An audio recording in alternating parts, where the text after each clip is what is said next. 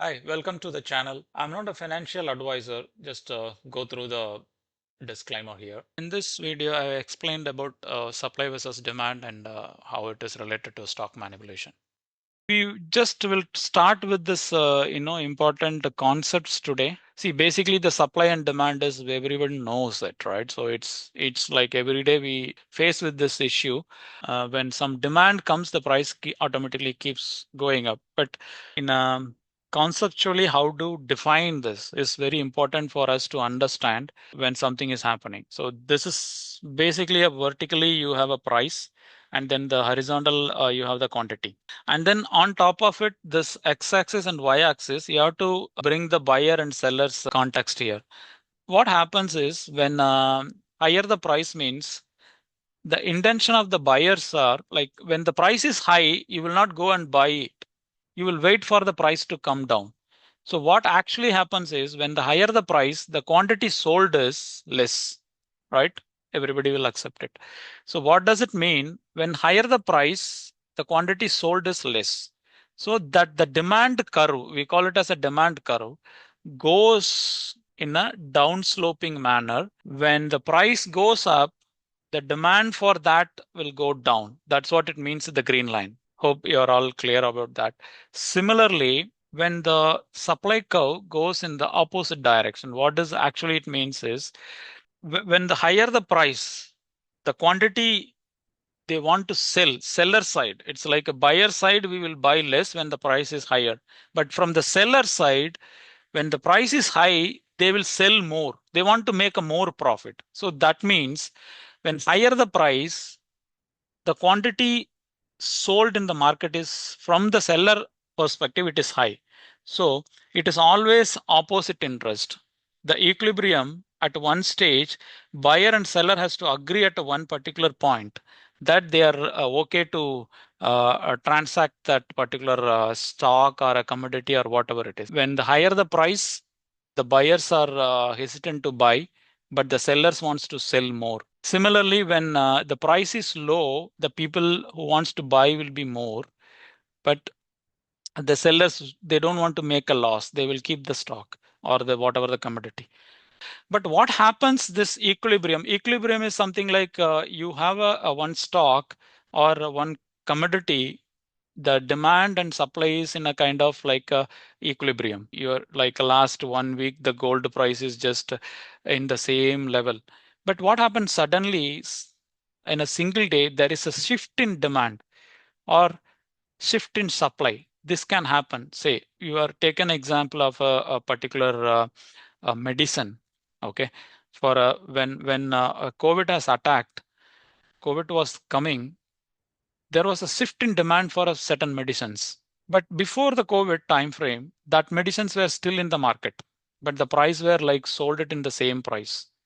But COVID has come, and then there are a lot of people has to be treated for the price suited up like anything. Why? It is because you have less quantity available, but the more demand is coming, right? So automatically shift in demand will make this curve to go up. Demand will, you see here the left side or the right side shift of the quantity when the prices goes up. The more sellers wants to sell it, at the same time buyers want to buy it, automatically the price will go up. So this happens on every second and every millisecond in the stock market. The demand versus supply, like due to retailers or due to big sellers or big buyers or institutional investors. It's basically this is what happens on a daily, second by second basis on the market. The shift in demand and shift in supply. The prices keep fluctuating it. So this is very, very fundamental to know why the price action happens on up and down on a daily basis in a theoretical manner. There are two ways to place your order. Okay. When you buy a stock or when you sell a stock, there is a aggressive way to do that. Another way is the limit way, passive way to do it. What does actually it means is if you go to a market, any market, and the price you see it, you're ready to buy it on that price. That's called aggressive buying. That's a market order. Today you see and want to buy it immediately. right? You say Apple is stock is selling around $212.5. You want to buy 100 quantity and you buy it on that same market price. That's called aggressive orders. And another way to buy a stock is you see 212 is today's price, but I don't see it's making sense to me. I want to only buy when it comes touches are $190. Okay, that is a limit order. Limit order is something like a passive orders. The difference between aggressiveness or the market versus the passive versus a limit order is, see, this aggressive orders only makes the market to move, go up or down. Okay. The reason is the buyer or the seller is ready to accept that price what is there at that current price. So that means they want to buy it. This will create either a demand to go up or the supply, increase when you go and buy it in the market order. When you put a order for the limit order, it's kind of like you are blocking that. I'll tell you what is a blocking is when I'm explaining this table. But in general, market orders are kind of looked at as like makes the price to go upper and again, or if it is going down, market selling is like it is goes down and down very aggressively. Same way, if you put a limit order, it will stagnate that move for some time. Even though it goes up, it will get the market orders can push it, but the limit order can make that price to stay in the same price. When it can happen, if the limit order assume that if it comes in a very huge quantity, like it observes how much ever the price, like you place a like that is where the big investors will comes into the picture, and that is where they do the market manipulation. If you are clearly understand this aggressiveness and the passive in the market and the limit orders, the simple fact is there would be a millions of sellers cannot make equal to 10 buyers. The reason is this 10 buyers, if they are trading and they are buying in millions of stocks, and there's thousands of sellers, like they are only able to sell around $100 by themselves, they will not be able to really make a big difference in the market movement, the price movement. This is where exactly the market manipulation happens. You may have a lakh retailers doing a trading today, but your trade level may be 100 stocks you may be doing it. For example, you take a Tata Motors. That particular day, a retailer wants to sell or buy very badly. Okay. Today that you see market is Tata Motors is doing really great. Lakh people decided, retailers decided, right, I'll buy 100 stocks today. So all 100 into lakh, it would be like some crores only they are dealing now in terms of buying the stocks. But assume that there is a person sitting in the top of you. He was bought this stock very low price and he decided like few hundred crores of stock he wants to sell it with this the good news about Tata. What he will do, he will put a limit order. Okay, when it price touches this, observe all this new demands. All this lakh people is buying it, that stock, on that particular day, but the limit order has been set.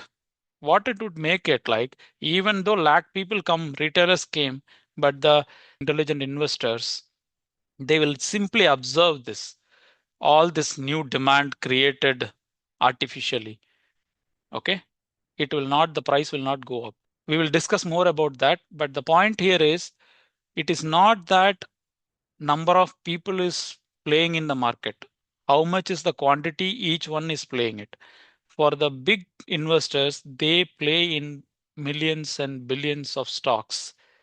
But retailers are not that capable, even though you have so many in numbers, but they can't match it with the big investors, even though the quantity, because the quantity we deal is very less when they compare to the big people. Hope see, this is the current price. You take anything, okay? What you see in any Zerotha or anything that you open it today, you can see this is happening. Okay, what you see in the left is a demand for the price of when the stock sells at the $49, the demand is 80. When it goes down 48, you have a demand. This is all limit orders. Okay, what I'm talking about here is a limit order. Similarly, this side is the supply. When the price goes up, we discussed this, the theory, right? When the price keeps going up, there are more interest to sell. When the price keeps going down, there is a interest to buy, right? That is the mentality of the buyers and sellers. When we get something cheap, you want to buy more. When we are getting a more price, we want to sell. Generally, the greed and fear phenomena here. So when demand is and supply, this is the equilibrium now. Current price is settled at 50 because of this demand versus supply. Okay, so lower the price, higher the buy orders.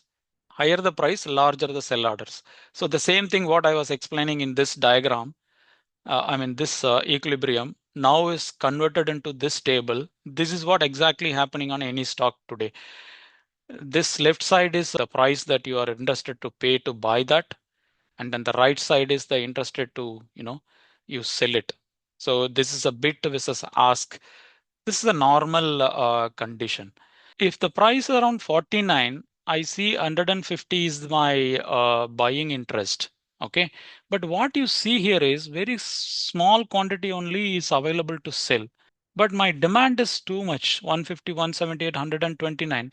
What would happen is like this 50, 55, 59 can be fulfilled by this one. Another 178 will be fulfilled by another some. The price will quickly go up because of only these two. The people will be like at this side, lack of selling interest. People don't want to sell it at this price 50, 51, 52, 53, 54. Say that you are doing a trading and then you want to you fix your limit order around 330. You see unusually large quantity of stock is waiting to sell here. So this is what exactly talking about absorption, demand absorption. This is where the big players are playing. So the price will go up.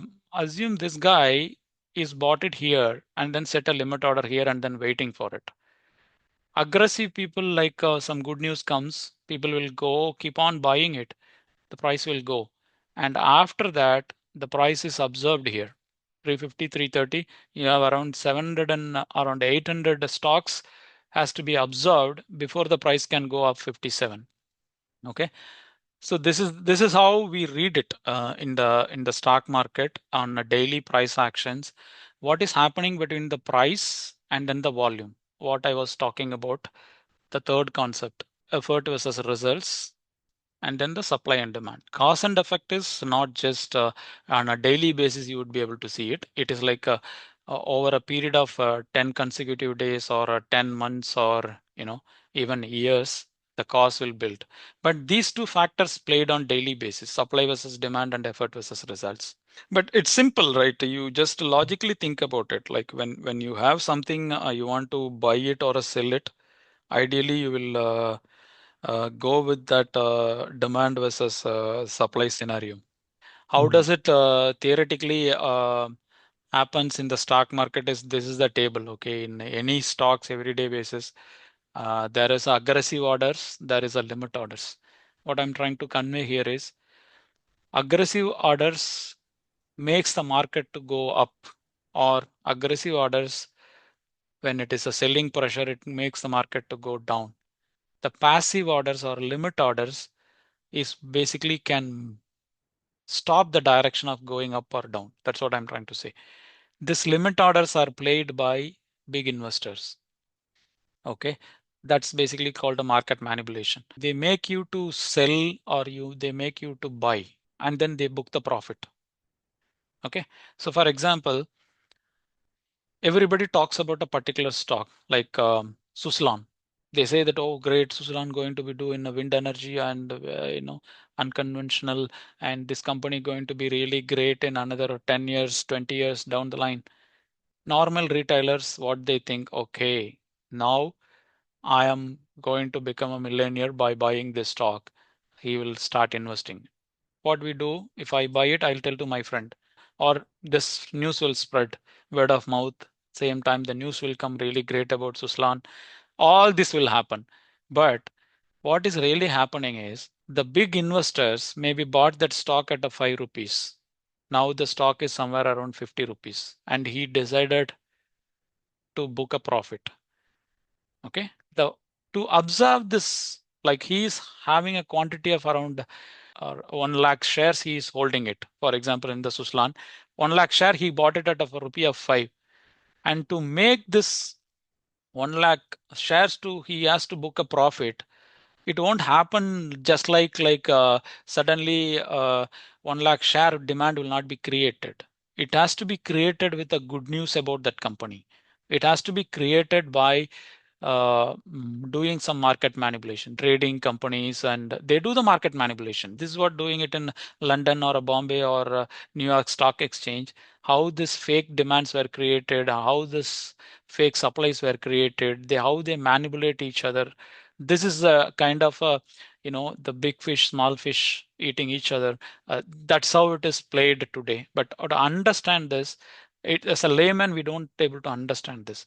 What happens for the Suslan case is like this 1 lakh share is waiting to be observed.